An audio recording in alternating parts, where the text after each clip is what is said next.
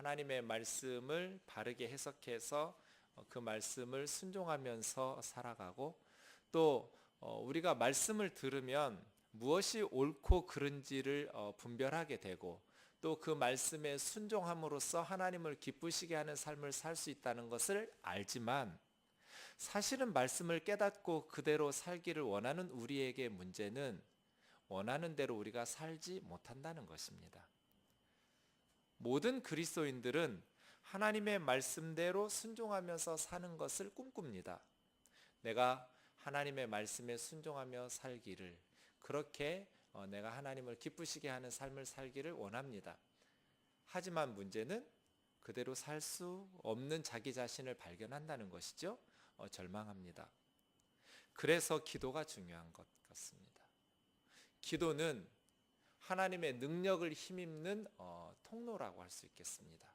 그래서 말씀을 통해서 하나님의 뜻을 깨닫고 그 말씀대로 살기 원하는 성도들에게 하나님께서 그냥 무엇이 옳고 그른지를 가르쳐 주시고 팔짱 끼고 그냥 우리에게 모든 삶을 맡겨 버리시는 것이 아니라, 기도하게 하시고 그 기도에 응답하심으로써 그 말씀대로 살아갈 힘과 능력과 지혜를 주시는 것, 그것이 기도입니다. 저는 하나님은 공평한 분이 아니라고 생각하는 사람입니다. 이 세상이 공평합니까, 여러분? 솔직해집시다. 안 공평합니다. 부모가 다른데 어떻게 애들이 다 공평합니까? 어떤 아이들은 자기 잘못도 없는데 태어나면서부터 장애를 안고 태어나는 아이들도 있습니다. 어떤 아이들은 남쪽에서 태어나고, 어떤 아이들은 좀 더 북쪽에서 태어난 똑같은 한 민족임에도 불구하고 그렇게 태어난 나라에 따라서 굶어 죽는 아이들도 많습니다. 저 북쪽에. 세상이 공평합니까? 공평하지 않습니다. 그래서 어떤 사람은 5달란트를 받은 인생, 어떤 사람은 2달란트, 어떤 사람은 1달란트. 이건 공평하지 않지요. 우리에게 공평한 것은 우리가 믿는 하나님이 5달란트 가진 사람이라고 해서 5달란트만큼의 능력을 가진 하나님을 믿고, 2달란트 받은 사람이라고 해서 2달란트만큼의 능력밖에 없는 하나님을 믿고, 1달란트 받은 사람이라고 해서 1달란트 받은 그런 하나님을 믿는 것이 아니고, 어떤 상황이든지 동일하신 하나님, 동일하신 예수 그리스도의 십자가의 은혜를 믿는 것이 공평한 것이지, 이 세상에서 가진 능력이 공평하다거나 평등하다거나 그렇지 않습니다. 그 점만 보면 불공평하지요. 어떤 사람은 작은 능력으로, 어떤 사람은 많은 능력을 가지고 태어납니다. 하지만 그 사람이 받은 달란트가 어떠하든지, 그것을 저는 차에 비유하기를 좋아하는데, 사람들마다 어떤 사람은 티코처럼 살고, 어떤 사람은 그랜다이저를 타고난 사람도 있어요. 다 각각 달라요. 하지만 공통점이 있어요. 그 차가 달리려면 주유 충전이 되어 있어야 돼요. 그렇죠. 그게 기도 같아요. 우리가 받은 달란트와 하나님으로부터 부여받은 능력과 각각 다른데 원리는 똑같이 작동해요. 큰 차가 달리든지 작은 차가 달리든지 달리려면 기름이 있어야 돼요. 가스 충전이 되어 있어요. 그것이 기도가 아닌가, 그런 생각해 봅니다. 그래서 어떤 사람은 많은 지식과 능력과 많은 재능을 가지고 있지요. 하지만 그것만 가지고는 달릴 수가 없어요. 영적으로 주유가 되어야 달릴 수가 있어요. 어떤 사람은 작은 능력을 가지고 사는 사람이 있어요. 건강하지도 않고 지식도 공부도 많이 하지 못했고 재산도 많이 없고, 그래서 작은 능력 가진 것 같지만 어쨌든 주유가 되어 있어야 달릴 수가 있어요. 사람들 눈에 보기에는 크고 위대한 일을 하는 것이 더 위대한 인생인 것 같지만, 하나님께서 보실 때 그거 무슨 큰 차이 있겠어요? 그렇죠? 이 세상 사람들의 기준하고는 하나님의 기준과는 다를 거예요. 중요한 것은 우리가 어떤 형편이든지 하나님 주신 삶의 위치에서 잘 달리는 것이 중요하겠죠. 그러려면 기도해야 된다는 것이죠. 기도하지 않는 그리스도인이 하나님 주신 사명을 잘 감당하는 것은 불가능합니다. 오늘 말씀을 통해서 다시 한번 우리에게 하나님께서 기도할 수 있는 용기와 위로, 격려를 주시기를, 또한 그러한 도전을 주시기를 원합니다. 오늘 비유 말씀, 누가는 특별히 기도에 대해서 강조합니다. 누가가 강조하는 것이 기도와 성령입니다. 누가복음에도 사복음서와 비교할 때 기도라는 단어가 월등히 많습니다. 그리고 기도에 대한 가르침이 많습니다. 사도행전에도 그렇습니다. 사도행전 기도행전이라고 부르고 성령행전이라고 부를 만큼 기도와 성령에 대한 강조가 많습니다. 누가가 쓴 누가복음과 사도행전에는 기도와 성령이 강조되어 있음이 틀림없습니다. 누가복음의 기도에 대한 교훈이 전체 펼쳐져 있지만 집중적으로 기도에 대해서 가르친 곳이 11장과 18장입니다. 11장에는 주님이 가르쳐 주신 기도문이 나오고, 그 다음 한밤중에 여행 중에서 찾아온 친구를 위해서 동네의 다른 친구에게 떡 3덩이 반 빌려달라는 그러한 기도에 대한 내용들이 11장에 이미 나왔습니다. 이제 18장에서 왜 기도에 대해서 그렇게 묶어놓지 않았을까?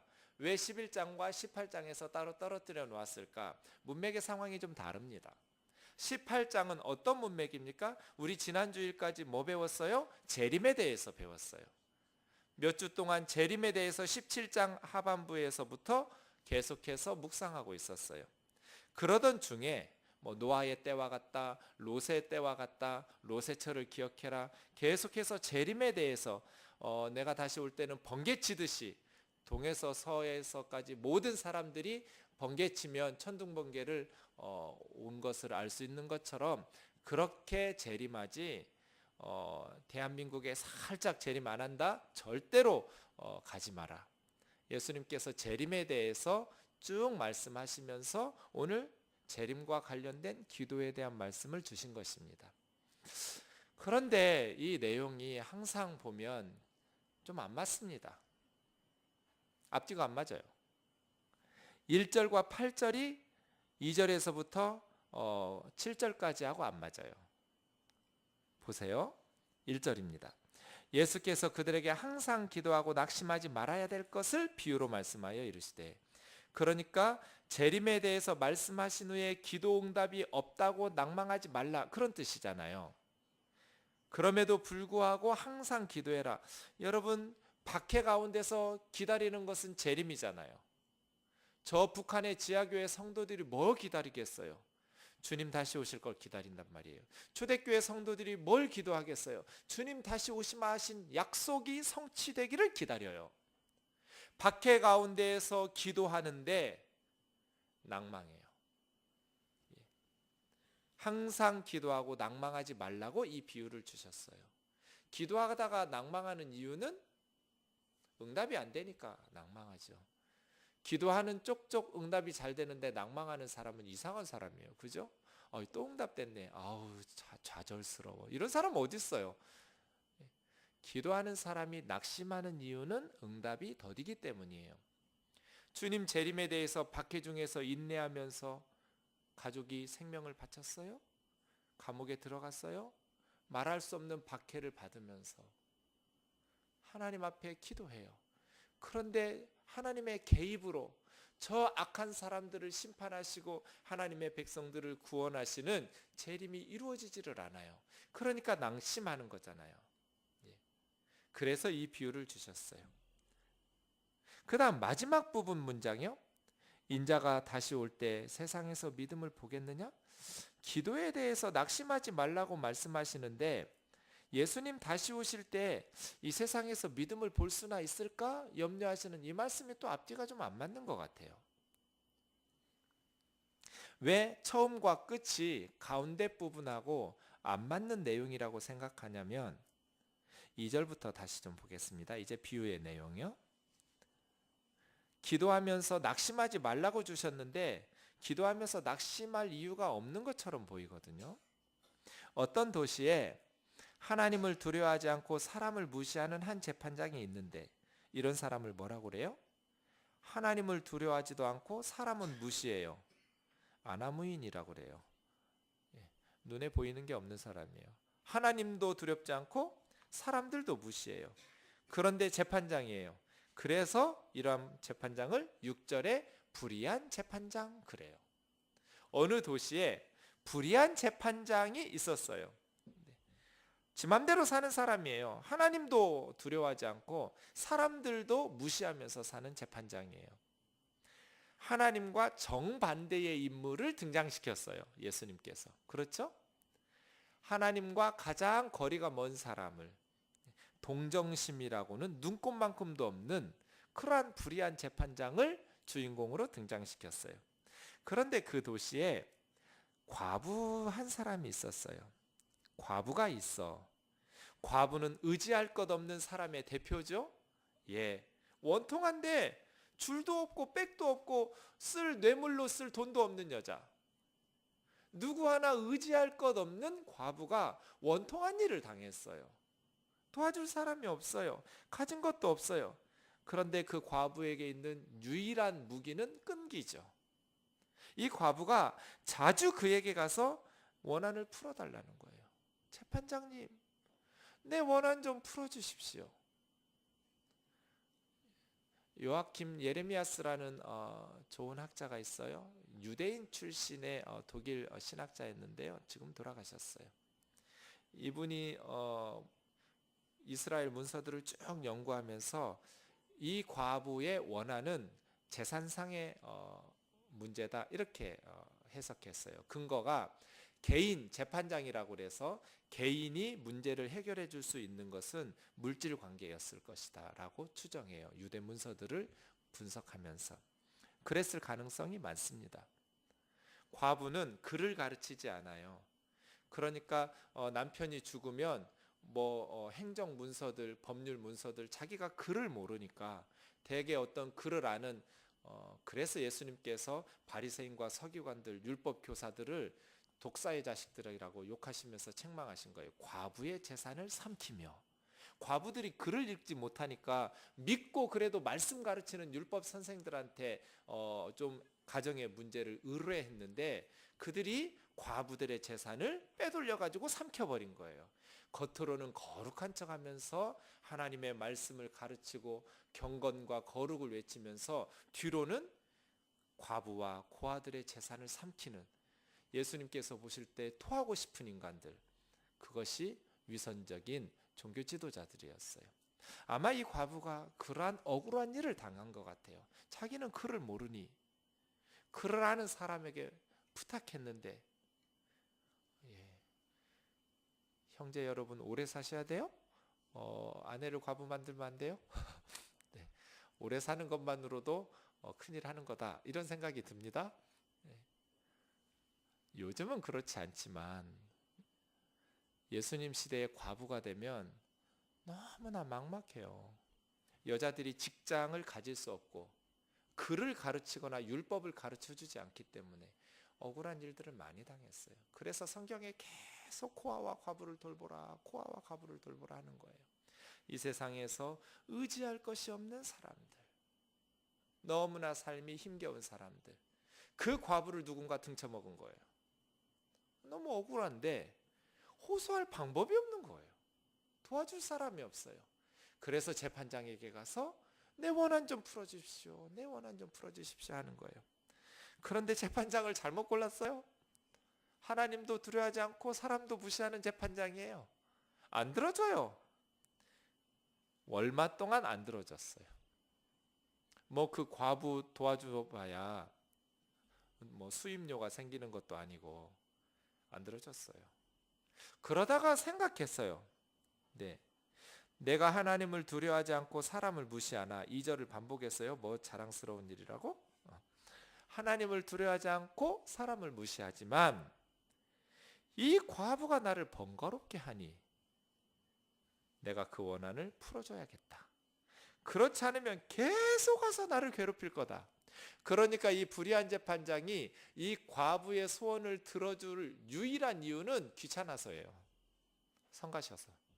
이거 안 들어주면 계속 괴롭힐 때니까. 네.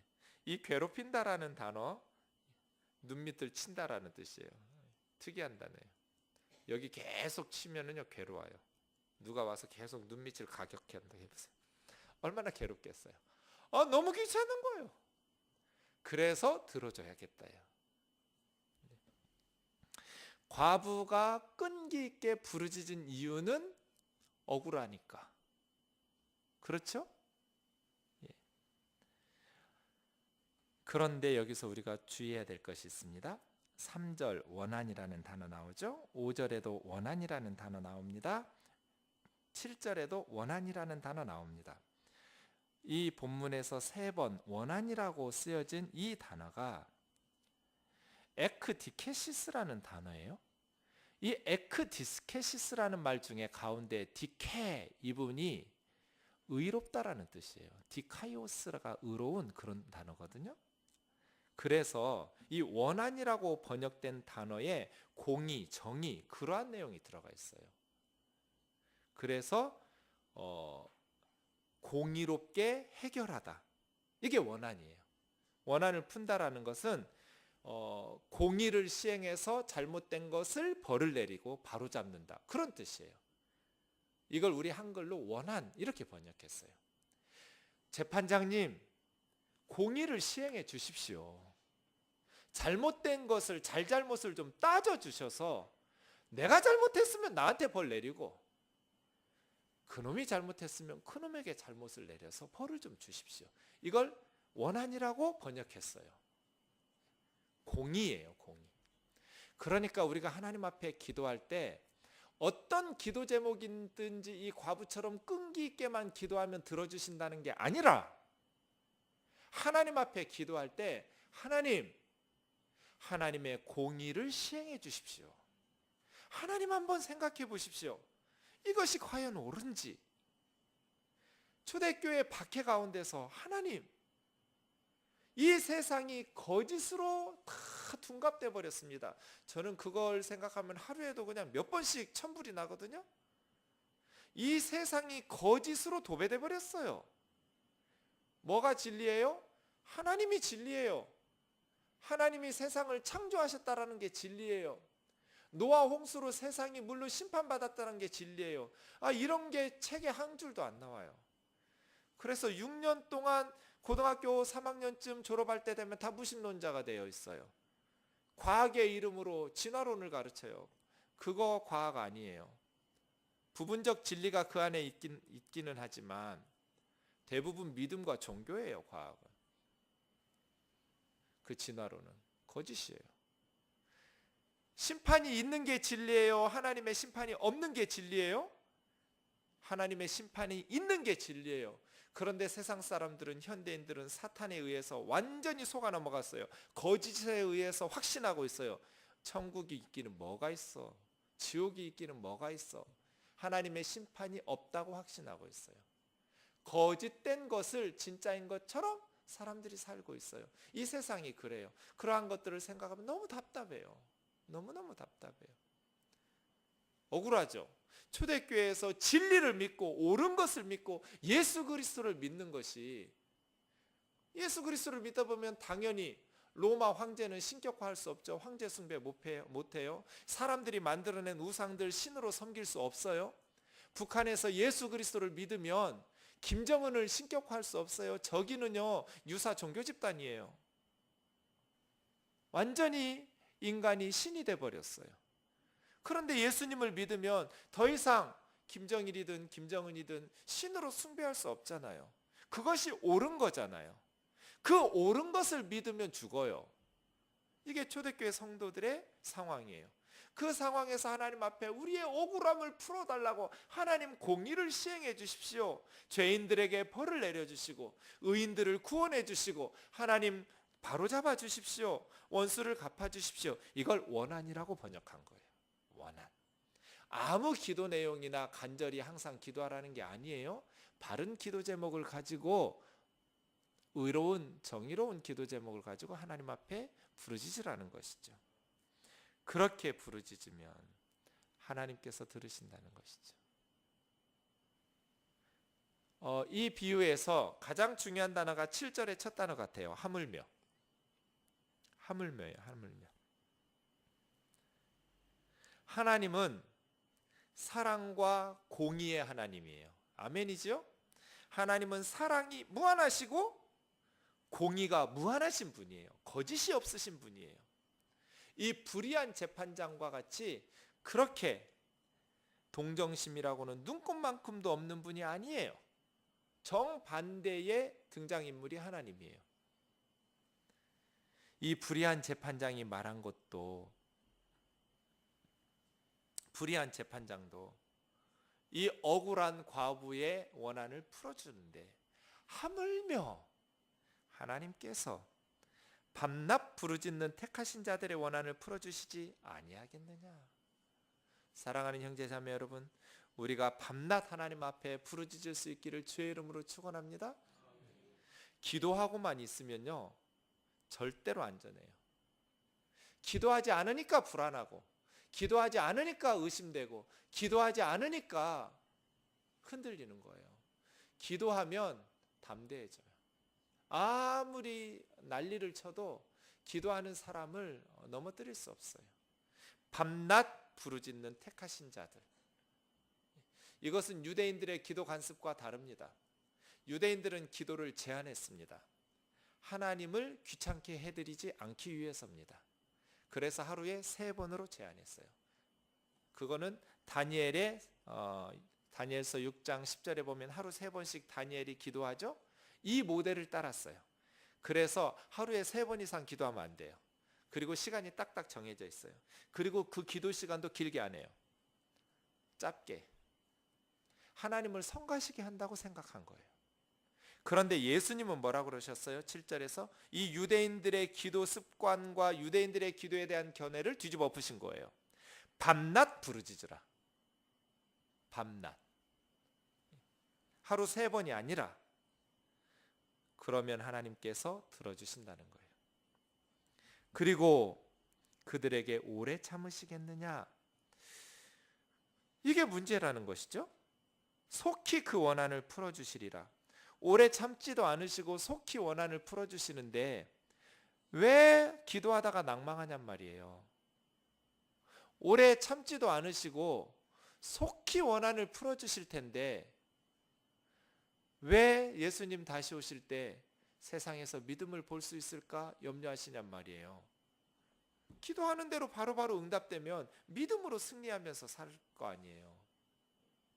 기도가 속히 응답되면 기도하면서 낭망할 일이 없을 거잖아요. 그래서 이 부분이 좀 문제가 돼요. 여기서 우선 속히라는 것은요, 기도하자마자 즉시 그런 속히가 아니에요. 이 단어는 하나님의 때가 되면 즉시예요. 기도가 응답될 때가 되면 갑자기, 그런 뜻이에요. 어느 날 갑자기 응답된다는 뜻이지 기도하자마자 즉시 응답된다는 뜻이 아니에요. 우리가 기도하자마자 즉시 응답되면 낭망할 이유 없지요. 기도가 응답이 안 되니까 낭망되잖아요. 하지만 이 불의한 재판장도 보세요. 조금씩 찔끔찔끔 응답된 게 아니잖아요. 계속 안 들어줬어요. 쫓아냈어요, 과부를. 그러다가 생각했어요. 내가 계속 저 과부 소원을 안 들어주면 계속 나를 괴롭힐 것이니 내가 들어줘야겠다. 그러면서 일괄타결이잖아요. 이렇게 기도가 응답될 거라는 거예요. 주님 재림도 그런 거잖아요. 2000년 동안 아직까지도 안 들어주셨어요? 하지만 주님의 재림하실 시간이 되면 갑자기 한꺼번에 일시에, 그런 의미예요. 속히예요. 속히. 우리가 소련의 공산권의 복음의 문이 열리기 위해서 50년 기도했어요. 공산권의 복음의 문이 열리도록 50년 기도했는데 안 들어주셨어요. 그런데 기도에 응답하실 시간이 돼서 하나님께서 고르바초프라는 사람을 내세우더니 개혁 개방을 외쳐서 일시에 복음의 문이 열렸어요. 지금 20여 년 만에 전 공산 국가에 복음이 들어갔어요. 교회가 수백 수천 개씩 생겼어요. 이게 속히예요. 속히. 너희가 낭망하지 마라. 이 과부의 원한 사건을 생각해 봐라. 불의한 재판장이 한동안 들어주지 않지만 응답의 시간이 되자 즉시 해결되지 않았느냐? 너희 기도도 그럴 것이다. 낭망하지 마라. 하나님은 반드시 들어주신다. 과부가 끈기 있게 기도한 것처럼. 어떤 사람이 끈기 있게 기도해요? 거룩한 원통함이 있는 사람이 끈기 있게 기도해요. 여러분, 우리는 은혜를 체험했는데 우리 자녀들이 살아계신 하나님을 경험하지 못하는 것은 거룩한 원통함이잖아요. 주님, 딴 거 다 필요 없어요. 우리 아이들에게 살아계신 하나님을 경험하게 해주세요. 우리 아이들이 성령을 체험하게 해주세요. 이 거룩한 소원 말이에요. 주님, 내가 언제 돈 달라고 그랬나요? 저 북녘의 지하교회 성도들 기도 좀 들어주세요. 저 북녘의 우리 동포들 복음의 문, 이 땅에서도 가장 불쌍하게 굶어 죽었는데 예수님 들어보지도 못하고 죽어서도 지옥에 가는 거 너무나 억울하잖아요. 주님, 저 악하고 부도덕한 정권 무너뜨려 주시고 통일의 문 열어주시고 복음의 문 열어주세요. 거룩한 원통함을 가지고 밤낮 부르짖어야 돼요. 부르짖 때 낙심하지 말고 주님 응답하실 그날까지 계속해서, 주님, 내 자식이 예수를 안 믿어요. 주님, 우리 남편이 예수를 안 믿어요. 우리 부모님이 예수님을 안 믿어요. 어떻게 해야 돼요? 거룩한 원통함을 가지고 과부처럼 부르짖어야 돼요. 라오디게아 교회처럼 나는 부요하여 부족한 것이 없다, 이렇게 영적으로 배불러 가지고 기도할 필요성도 느끼지 못하는 그러한 나태와 태만에 빠지지 말고 거룩한 원통함이 있어야 돼요. 우리에게 거룩한 소원함이 있어야 돼요. 그래서 밤낮 주님 앞에 부르짖을 기도의 제목들이 있어야 돼요. 이 사람이 영적으로 건강한 사람이에요. 가정마다 기도 제목 없는 가정이 없어요. 교회마다 기도 제목 없는 교회가 없어요. 문제없는 인생이 어디 있어요? 그것은 하나님께서 우리에게 부르짖으라는 뜻이거든요. 하나님 앞에 간절히 기도해야 돼요. 하나님의 나라와 의를 구하면서 하나님 앞에 부르짖어야 돼요. 끈기를 가지고 기도하면 불가능해 보이는 그 일들도 하나님의 시간이 되면 속히 응답될 줄로 믿습니다. 하나님 앞에서 항상 기도하시길 바랍니다. 오래 참으시겠느냐? 오래 참으신다는 뜻이에요. 여기도 오래 참으신다라는 뜻이 기도하자마자 즉시 오래 안 참고 응답된다는 뜻 아니에요. 일평생 눈 감는 순간까지 기도 안 되는 기도 제목들도 있어요. 오래 참으셔요, 하나님께서는. 왜냐하면 그 죄인들이 구원받아야 되니까. 우리가 힘든 걸 생각하면 주님 빨리 오시면 좋겠고, 저 북녘의 지하교회 성도들이 고생하는 것을 생각하면 주님 빨리 재림하시면 좋겠는데, 아직도 구원받지 못한 친구들 생각하고 가족들 생각하면 주님 조금만 더 시간 주세요, 조금만 더 늦게 오세요, 이런 마음이 있잖아요. 예수님께서 왜 오래 참으시면서 재림을 늦추시겠어요? 구원받아야 될 영혼들 때문이죠. 오래 참으시죠. 재림을 오래 참으셔요. 하나님은 이 불의한 재판장과 다르시니까요. 하나님께서는 오래 참으셔요. 연민의 정으로 가득 차서 죽어가는 영혼들이 구원받기를 원하시니까 하나님은 오래 참으셔요. 그때까지 우리가 오래 참으면서 기도 응답 안 되는 것 같지만 하나님의 시간이 되면 주님은 반드시 오시고 하나님의 나라는 반드시 완성되고 우리의 기도는 반드시 응답될 터이니까 하나님 앞에서 이 말씀 붙들고 용기를 가지고 기도할 수 있기를 원합니다. 인자가 다시 올 때 세상에서 믿음을 볼 수 있을까? 예수님께서 너무나 오랫동안 기도 응답이 안 되고 박해는 너무나 심해지고 어려워지니까 내가 다시 올 때 믿음을 볼 수 있을까 염려하셨는데, 주님 염려하지 마세요. 우리가 믿음으로 굳게 지키고 있을 터이니 주님 걱정하지 마세요. 그렇게 기도 가운데서 늘 깨어서 예수 그리스도 더디 온다고 낙심하거나 믿음 흔들리지 말고 말씀의 인도하심을 따라서 날마다 주님 안에서 승리하는 저와 여러분 되기를 주의 이름으로 축원합니다. 반드시 오십니다. 최후의 승리를 우리에게 주실 것입니다. 하나님께서 그날에 저와 여러분에게 하나님께서 반드시 구원의 은총을 베푸실 것입니다. 불의한 재판장을 기억하십시오. 그리고 하나님을 기억하십시오. 하나님께서는 우리를 향한 사랑이 가득하신 분이시다. 그 하나님께서 우리에게 이렇게 말씀하시고 우리의 기도를 멸시하거나 무시하지 않으실 거다. 하나님의 시간이 되면 반드시 응답되니 그때까지 인내하면서 낙심하지 말고 기도하면서 주님 앞에서 승리하기를 주의 이름으로 축원합니다. 우리 찬양하고 기도하겠습니다. 나의 기도하는 것